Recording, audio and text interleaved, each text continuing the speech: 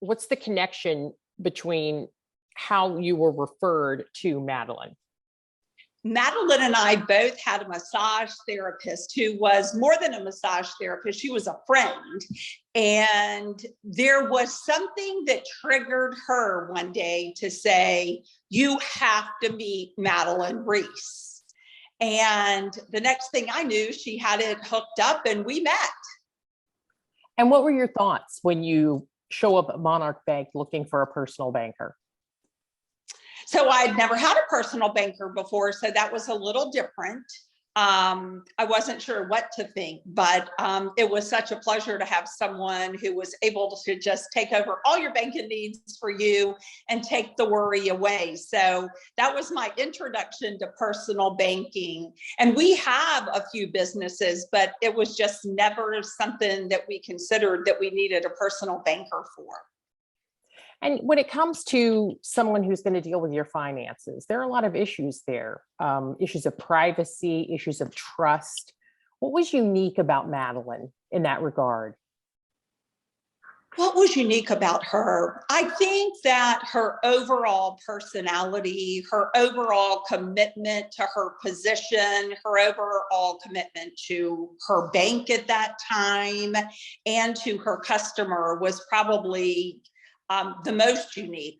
The comfort level that she gave you, as a client, making you comfortable at all times. And again, was it, what takes a relationship from you're my personal banker to we're going out for drinks on Friday night? I would say ours happened the opposite way. I would say that we became friends first. We became immediate friends when we met. And from friends, we worked into banking. So we already had the friend established at that point before we tackled the banking. Everyone says she's the kind of person that you feel the minute you met her, you've known her forever. What was your experience with that? I would say that she was an immediate friend. So as soon as Linda introduced us, I would say the friendship began. And when you look at some of the most, some of the funniest or greatest experiences you've had with Madeline, what memories do you have? So like I said, Madeline and I'm her busy friend. So we've had a few unique experiences in our 20-year friendship. The first one that I would share would be escape in Mexico with a Cat 5 hurricane coming in. Which one was that? So it was about, I would say it was about 15 years ago. I can't remember the name of the hurricane, but it did hit Mexico. And we had gone to a resort for, Dick had given it to her for a birthday gift. And so she chose me to go, and we jumped on a plane and we flew into Mexico. And the next day, there was a lot of hustle bustle at the hotel, and we were like, what's going on? No one would tell us. We couldn't get out on a telephone. And so finally we figured out a hurricane was coming. They were battening down the hotel, and we weren't sure what the two of us were going to do in Mexico. So we gathered our thoughts, we took a shower, we gathered as many supplies from our hotel room, ate a meal, and jumped in a taxi at midnight and headed to the airport. And when we got to the airport, of course, we had no tickets out. We had no idea what we were going to do, but it's always safe to get to an airport. So we thought, we're going to get in this taxi and get to the airport, if nothing else. And so we did. We divided and conquered the Mexican airport. She went one way, I went another. We put our name on waiting list. And it ended up that there were two Apple Vacation flights that had flown in planes to get their passengers out. And we were able to put our name on their list. And if we cleared the list, we could get on the Apple Vacation flight, not knowing where we might go. But we did. We were like, just put us on the list. We'll go anywhere this plane will take us. And finally, they called our name, and we left at 3 a.m. in the morning and got to the US. That is genius. I love that. Wise not to stay and write it out. That was really. And what part of Mexico? So we were on the Mayan Oh, okay, era, and gotcha. laughed because everybody was going to go to an underground bunker, and we're like, we're not doing that. That's hilarious. We're getting to the airport because, we always joke about the airport, not she and I, but my husband and I joke about the airport, like if anything major's coming or happening, just get to the airport because it's a safe shelter. So I'm like, we have to get to the airport. We left our hotel at midnight. And we got to that airport and flew out. Wow, that is excellent. 8 o'clock in the morning. So I told my husband I was going to say, when you ask me the questions, you probably will cut this part. But I was going to say, she's the perfect person to have as your wing woman. But then I Googled wing woman and it really wasn't what I wanted the definition to be. But, if you're going to do something like that, you have to have someone with you that's a willing participant. Well, and I hear that over and over again with all the people that I have interviewed, that in times of stress, she is definitely the rock solid party that you want, in the foxhole or whatever. You would agree with that?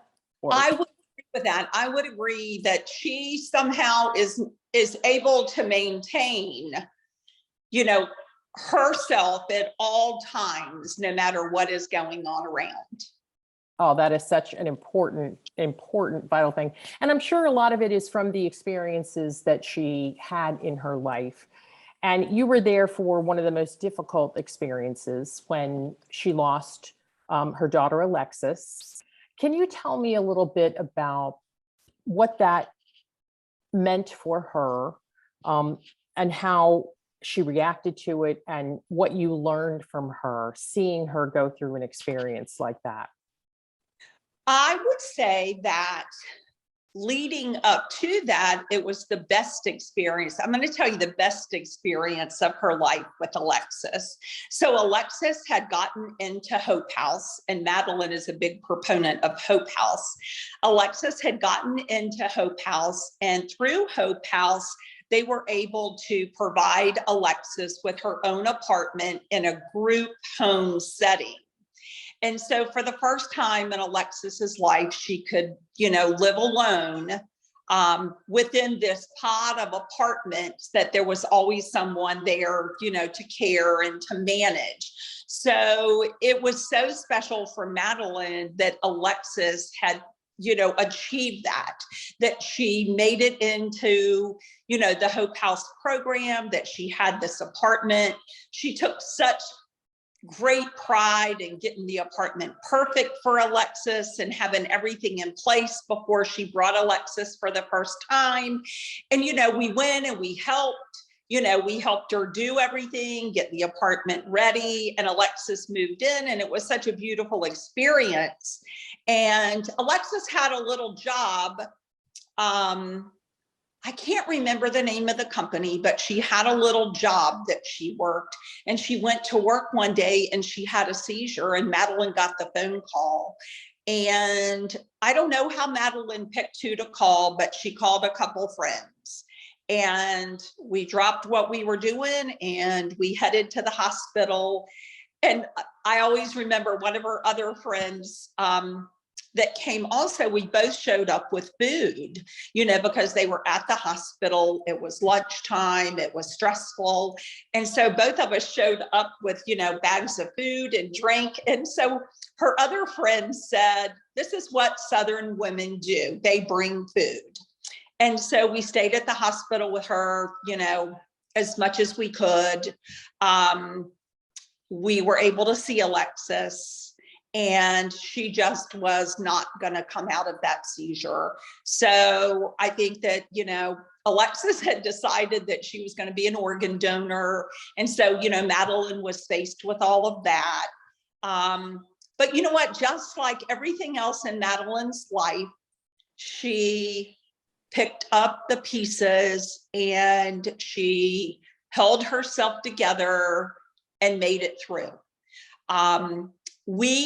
A few of us tried to always celebrate Alexis with her, in different ways, having bricks put in at the Sandler Center and celebrating her birthday at the, the Painted Lady in Norfolk at the tea room each year on her birthday. So, we always tried to keep the Alexis spirit alive. And I think that Madeline still does some of that to this day.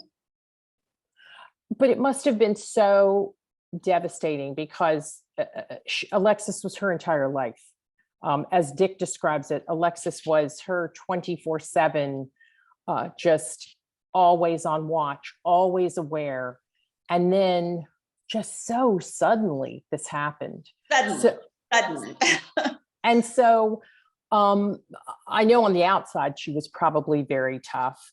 What did you see from her in getting through what, as a parent, I would think would be the absolute most difficult experience of your life?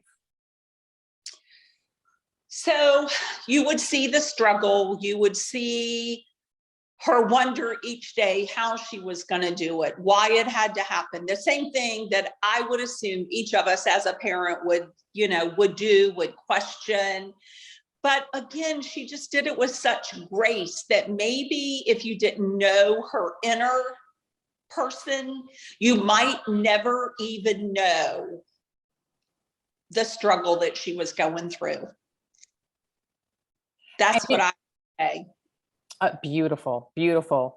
And did you find that inspirational to you? Like, how did that change you in your approach to life, that experience, losing Alexis, because it was your loss as well, and then watching her kind of go through that? So how did it change my life? Let me think about that. I had honestly never been through, at that time in my life, I'd been through very few deaths. I definitely never been through the death of a child with anyone. And I think that there's no way that it could put it in perspective for any of us. If it's not your own, if it doesn't happen to you, as much as you think, okay, this has helped me prepare, or this has given me a different outlook on, how I would handle things. I don't think that any of us could ever go there. So with Madeline, I always just took that approach, as much as I would like to tell you I understand, there's no way I understand. I'm here for you. We'll get through it, but there's no way that any of us understand. What about the patience that I hear Madeline, really was able to sustain with Alexis so she could get to the point of all the things that you spoke of? I mean, the doctors did not give them much hope as parents in terms of how Alexis could develop. But my understanding is the patience that it took for Madeline to, really partner with Alexis in becoming everything she became. What did you see, the repetition of, whatever it took to teach her skills that doctors thought she would never be able to learn? So I think as a very young mother with a military husband, Madeline poured her soul into that. She poured her entire being into Alexis. She was never going to settle for what hope the doctors gave her, or, what was going to happen to Alexis, or what wasn't going to happen with Alexis. Madeline just took a totally different approach to it. This is my baby, and I'm going to give her every possible opportunity and everything that I have to succeed as much as possible. And she did until the end. She did. Beautiful. So I know I am requesting everybody think of a word or a couple of words. When you think about words that describe Madeline, what would those be? Let me think of my favorite words to describe Madeline. I would say that she is, calm. She is patient. She is always put together. She thinks before she speaks. Just there's so many good qualities in Madeline, you know, just as a person, as a mother to Matt as well as Alexis. You know, she not only poured her soul into Alexis, she poured her soul into Matt. You know, she was, again, I always hate to say a single mother, but, you know, Dick was gone so much that, you know, it was in Madeline's hands to give Matt the best life that she could.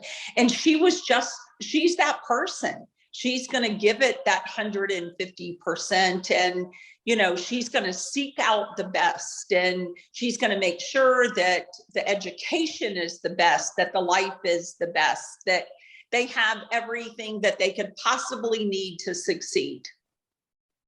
Oh, she certainly did that. That is, and even Dick would admits readily that this was all on her. All on her. Yeah. And so before we end this, is there any other story that you want to share or anything else? Let me see. So I told you about moving Alexis in. I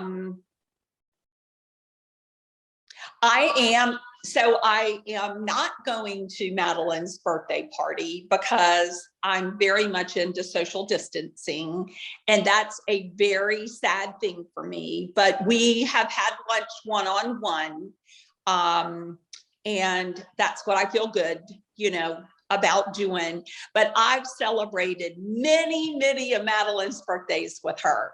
So we have had an ongoing relationship of celebrating birthdays in Aruba.